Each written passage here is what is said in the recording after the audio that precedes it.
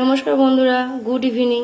আজ একটু বিকালবেলা একটু ঘুরতে যাওয়ার জন্য রেডি হয়ে গেছিলাম। ওই যে মা, আমি ঘুরতে যাচ্ছি, দাদা ছিল, আমার ছেলেটা ছিল। এই যে সর্ববেলা পেরিয়ে একটু ফুচকা খেতে বেরিয়েছিলাম। ওই যে দূরে একটা দেখতে পাচ্ছ, ওখানেই ফুচকা খেতে গেছিলাম। আজকে হেঁটে হেঁটেই গেছিলাম। ওই যে এখানেই খাবো। যে বৃষ্টি শুরু হয়ে গেছিলো, দই ফুচকা খাচ্ছিলাম। এতটাই বৃষ্টি পড়ছিল, ছেলেটা ছাতা নিয়ে যেতে ভুলে গেছি। ওই জন্য একটা ছাতা ও দিদুন আজকে ওকে কিনে দিল। ছাতাটা পেয়ে এতটাই খুশি হয়েছে যে কি বলবো। মানে ছাতাটার বৃষ্টি কমে গেছে, তার সত্ত্বেও ছাতাটা নিয়েও আসবে আর কি।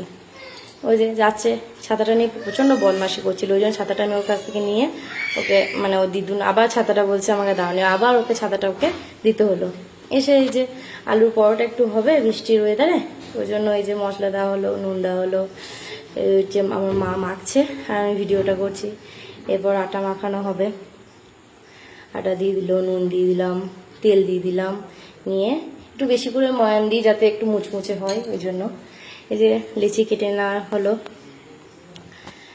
মা এগুলো করেছে, আর আমি এদিকে পুর ভরেছি, বেলেছি, এগুলো আমি করেছি। এই যে আমি পুর ভরছি, দুজনে মিলে করে নিলাম আর কি। এই যে আমি বেলে নিলাম সুন্দর করে। একটু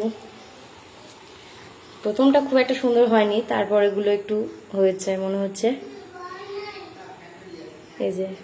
এই যে মা এদিকে শেখছে, মানে উল্টে পাল্টে নিল, তেল দিয়ে নিল। একটু তেল দিলেই হয়ে যায়, যেহেতু এগুলো ননস্টিকের কড়াই, সেহেতু একটু তেলেই হয়ে যায়, এগুলো বেশি তেল লাগে না।